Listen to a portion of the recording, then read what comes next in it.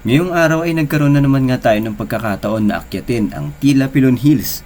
Dito lamang yan sa bayan ng Doña Remedios Trinidad, lalawigan ng Bulacan. Isang mapagpalang araw na naman po sa bawat isa at medyo maulan nga nitong umaga. Kasama ang aking girlfriend at ilan sa ating mga kaibigan ay babiyahe tayo papuntang Doña Remedios Trinidad, Bulacan. At syempre bago tayo babiyahe ay hindi dapat nawawala ang panalangin. Alas 7 pasado na nga ng umaga nang nag-ride out kami mula dito sa San Jose del Monte, Bulacan dahil nga nagpatila pa kami ng ulan.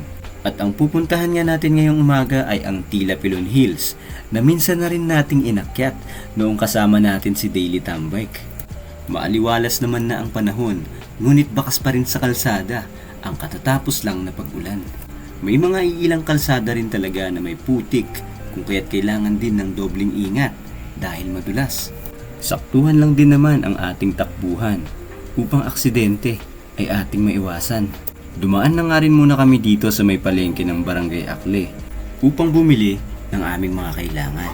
9:30 AM na nga nang makarating kami dito sa may Portal S at hindi ko pa rin talaga sigurado kung parte pa ba ito ng Talbak o ng Kalawakan.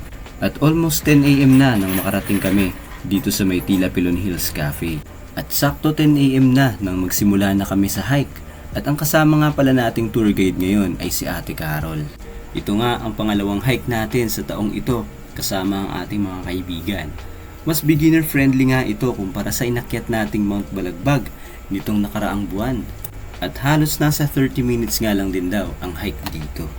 Medyo maputik nga lang din talaga ang aming dinaanan dahil nga katatapos lang din ng ulan nitong umaga.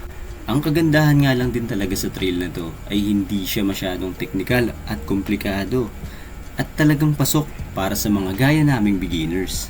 Ang pinakamahirap lang din talaga na parte nito ay pag malapit ka na sa tuktok ng burol. May pahingahan nga rin dito kaya't nagpahinga muna tayo bago natin akyatin ang tuktok. Nagkaroon pa nga rin ng pagkakataon si Remboy na magbahagi ng Word of God sa aming tour guide. At sa mga ganitong pagkakataon, hindi ang relihiyon ang ating pinapakilala, kundi ang pagkakaroon ng tamang relasyon sa ating Panginoon at tagapagligtas na si Jesus. Hindi rin katagalan ay sinimulan na naming akyatin ang tuktok at kung wala ngang lubid na kakapitan, ay talaga namang mahirap at nakakatakot itong akyatin. Dahil sa tarik. Sabayan mo pa ng mainit na panahon dahil nga late na kaming umahon. Ngunit pagkarating mo naman sa tuktok ay talagang mapapawi na rin ang pagod dahil sa ganda ng makikita mong tanawin. Hindi na rin kami masyadong nagtagal dahil nga mainit na. Ang sunod naman ay ang magtampisaw sa Tambuan River. Nakalapit lang din naman. Pumili na nga rin tayo dito ng pinya na sarili nilang tanim at talagang masarap at hindi pa makati. Dito na nga rin pala tayo naghanda ng ating mga kakainin. Nagsaing, nag-ihaw, at syempre nagtimpla ng kape.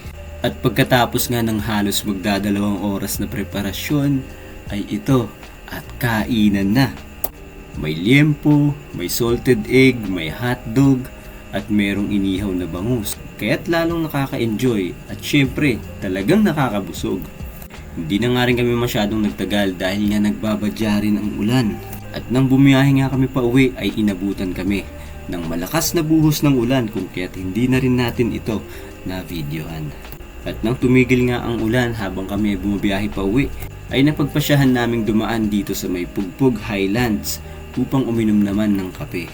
Hindi na rin kami masyadong nagtagal dito dahil nga padilim na at kailangan pa namin bumiyahe pa uwi.